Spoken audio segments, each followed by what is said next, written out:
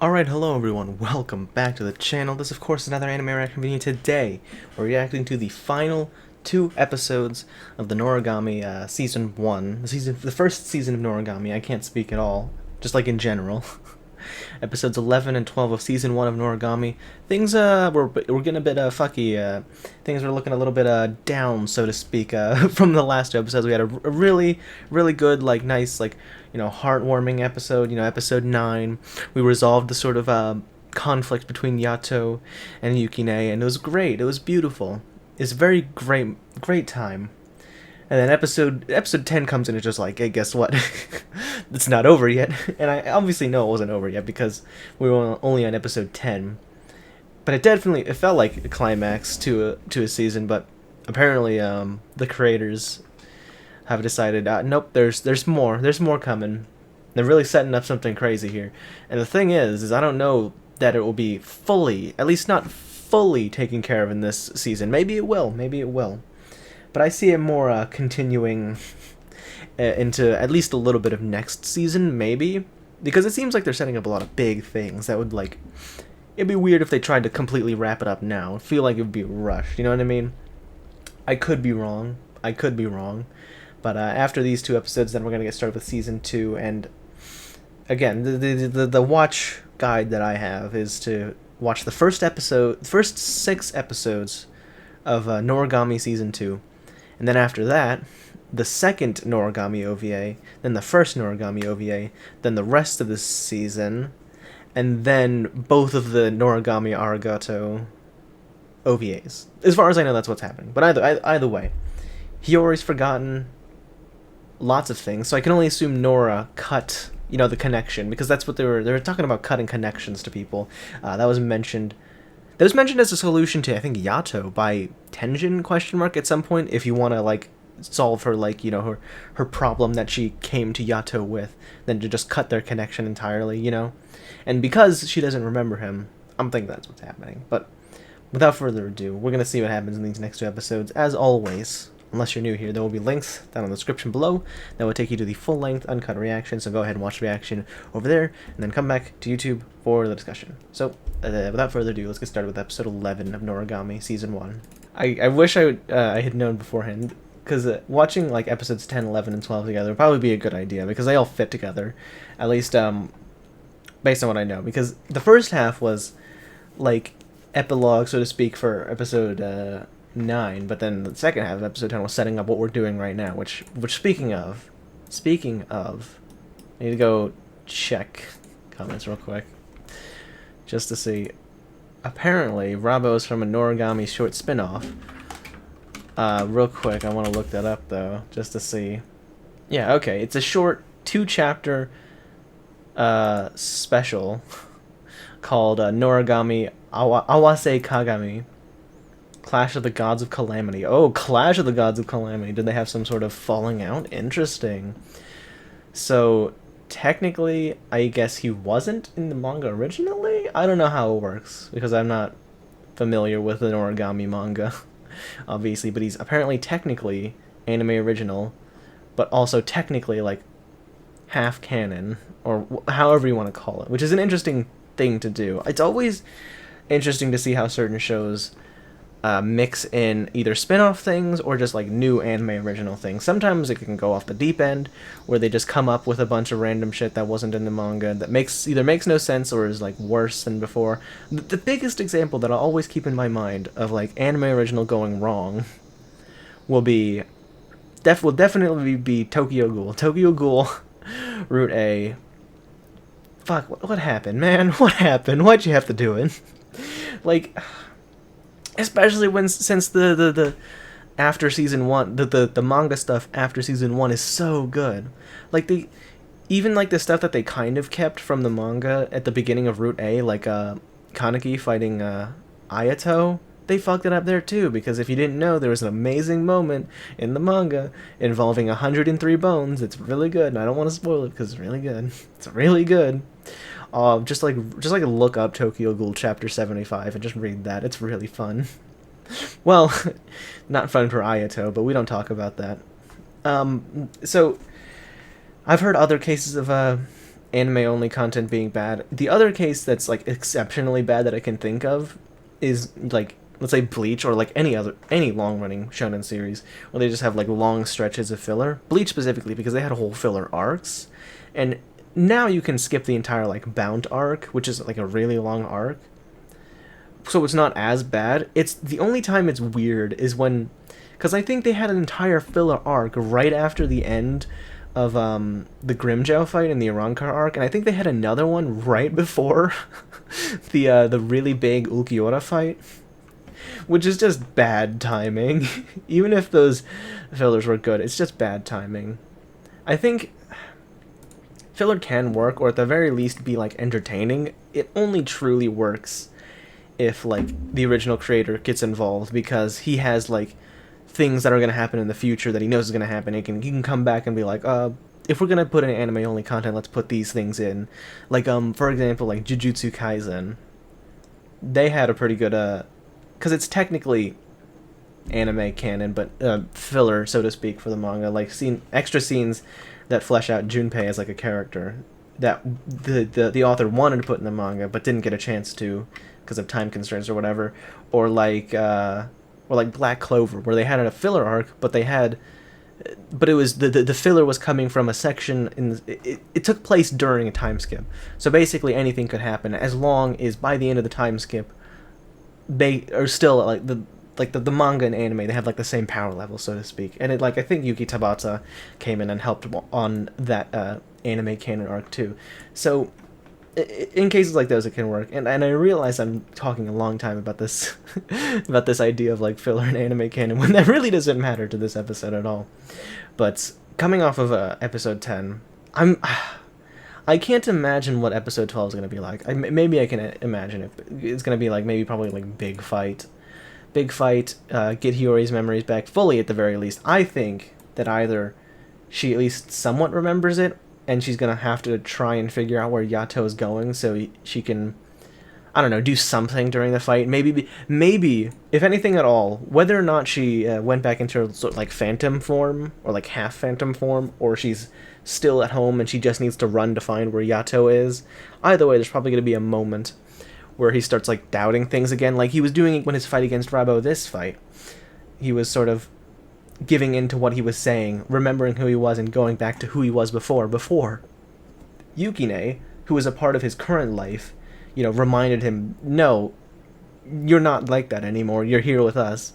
And because Hiyori knows at least bits and pieces of his past, and accepted him nonetheless when Kofuku Ebisu told her words, and her bringing him back to reality, like, yeah, that's what you were before, but you're with us now, I remember you, type thing. And, like, bringing him back from that, almost reverting back to who he was, will be even more powerful than Yuki's was earlier this episode. Man, I just can't wait to see that happen. And now I'm thinking maybe they could, deal with this whole plot line of Nora and Rabo by the end of the next episode. I'm still suspicious that they're going to be done for at the end of the season. Like, not even a little bit in next season. I don't know. It could work. I really love that sequence of Yuki going through the picture play or whatever it was that Yato made. First of all, beautiful artwork, and like beautiful coloring and, like, shading as well. I don't know how Yato is so good at drawing. That was so cute. And, like, the little bad drawing that he made at the end. And I brought up the family dynamic for them in the last reaction. Yato and whatchamacallit, Hiyori, sorry, being, like, proud parents of Yuki.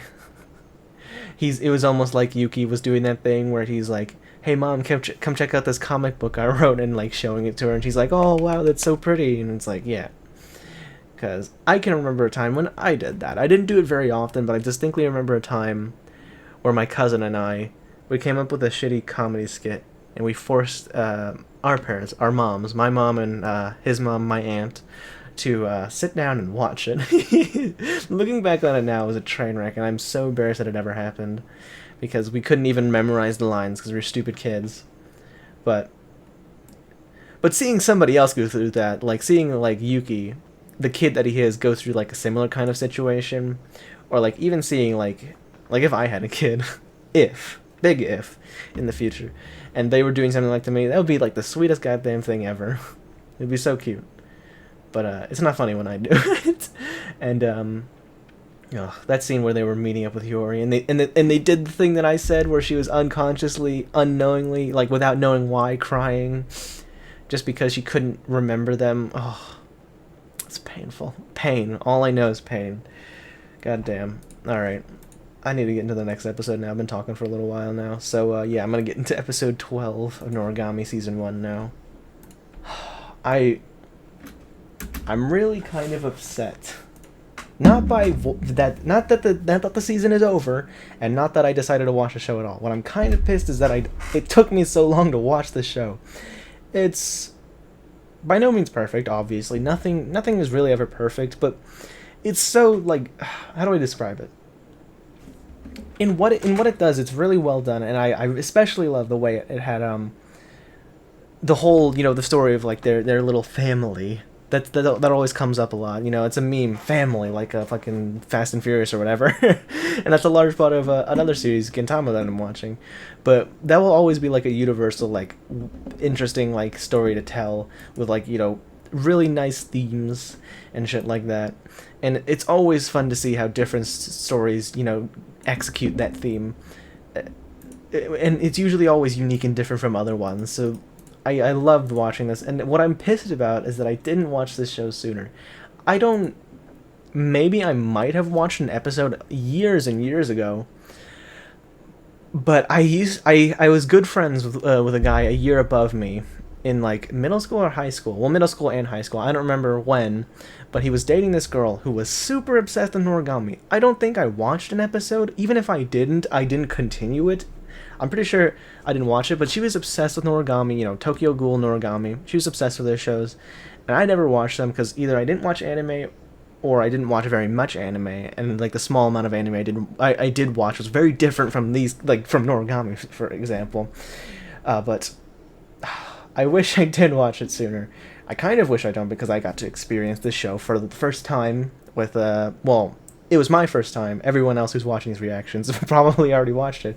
But I got to watch it and share my experience with other people, and that's really cool. I love that. That's one of my favorite parts of deciding to do this whole reaction thing. It's been a lot of fun doing this, seeing people commenting on my reactions, sort of in a way reacting to my reactions, but at the same time, I do kind of wish I did watch this sooner, because it's a really good show. It's a really good show. It's not one of my all-time favorites, because, yeah, it's not one of my all-time favorites, but it is a very good show. Has really great production quality. I love, like, pretty much all of the characters. There are some characters I did wish got more, like, fleshing out. It seemed like, for a decent amount of this series, and I think it's fine, the way to do that is just to spend some time on more episodic things, getting used to the characters before we get into, like, the more overarching, serious things. And that's part of why I think Gintama works so well, especially when we get to the serious arcs of that. And that's to give us time to understand these characters beforehand. And, Gintama had a lot of time to set those things up. But because Noragami's first season was only 12 episodes, a lot of things put into this that aren't related, or really just a lot of introductions, introductions to, the gods as concepts, the regalia as concepts, getting used to Yato and Hiyori and Yuki as characters. And I did really enjoy that, that overall arc of Yuki, as a character, like the way he developed was really cool. But there are some also things like Bishamon, who was introduced and was just kind of like there for a little bit, and didn't really get to do very much else throughout this season. And maybe that's because it's one of those things that's just setting up for the future type things. But, I don't know. It just seemed like at some places they were just... I don't know how to describe it. I think it's just because of the limitation of it being only 12 episodes. There's just some things you can't fully explore. So all you can really do is get people interested by, like, hey, check this out. And then when you don't see it for a while, it's like, oh, I guess we won't see it for a while. We won't see it for the future. Instead, we get this and truly, the what they decided to do instead of further going along with the Bishamon stuff, because I imagine if they're not going to do anything else with it after like Bishamon's introduction earlier in the season, that means at least a decent chunk of the second season has to be with that, right? So again, overall, really great season. I just wish that it was longer, because there's just a lot. There's just a lot that I felt that I missed out on in regards to this, because they went very quickly from introducing Bishamon as a person that wants to kill Yato because of a thing in their past, and then they just kind of like, oh, by the way, we're gonna go deal with Nora and Rabo now. And I think it was more like, okay, let's go deal with Yuki because we've been building that up for a while. I don't know. I don't know if I'm like expressing my thoughts in a way that makes sense to everybody watching this right now, if there's anybody watching this right now. But I think it's just like season 1 syndrome. And that's why, even though technically like 12 episodes is kind of the standard, and while you can do a lot with 12 seasons, or not 12 seasons, 12 episodes, I feel like 24 episodes should be more the standard. Like, and I get it because sometimes you won't have enough material type thing, but 12 or 24 episodes will at least add more like freedom to explore any interesting ideas that you have, because, and I guess it might also just be a case of it being a manga adaptation. It's an adaptation of a series that's still going, so they either don't have the time to fully go into things just yet, or at least when this season came out, in the manga there wasn't much to explore yet either, because the manga would obviously not be particularly far ahead, I assume. Usually it's like 2 years, at least for like popular shonen, it's like 2 or 3 years after the manga starts is when the anime starts, if it's popular enough. But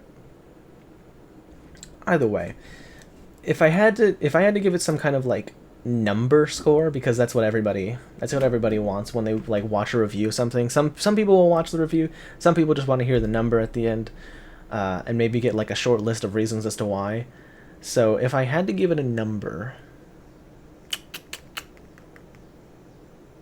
I'm debating between a 7 and a 7 and an 8, because it's very good, but the first season, it's kind of limited because it has to do a lot of introductions, which is why Spider-Man 2, the second Sam Raimi Spider-Man movie, is better than the first one, because it's established the characters and it can just focus on the conflict between Spider-Man, his personal life, and also the main villain, after, doing some time to set up the main villain, which, setting up a main villain and a superhero at the same time in, like, a movie, it's gonna cause some, like, pacing issues, I guess you could say. I'm not a very good, like, critiquer, so I don't really know, but,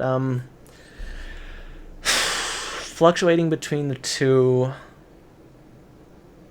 I think I'm gonna round up, because I want to say 7.5 because it's kind of in the middle, but I'm gonna round up. I'm gonna give it an 8. Very good season. Really excited to see where season 2 is gonna go. And then, I don't even know, because the manga's still ongoing, so I might read that in the future. You know what I mean? Because I just have to wonder, like, where is the story at right now? Because it's still ongoing, right? And season 2, when did season 2 end? Season 2 ended 2015. So it's been 6 years, almost 6 years. It will be 6 years this December that it finished airing, the second season. And it's I believe it's a monthly manga. As far as I know, it's monthly. That's a pretty decent amount of chapters. Enough for another adaptation, wink wink. Somebody should get on that. But still, I just have to wonder how far the story and how it's changed, because the way that the characters in the story has developed over the course of just these 12 episodes, it's a pretty decent chunk. So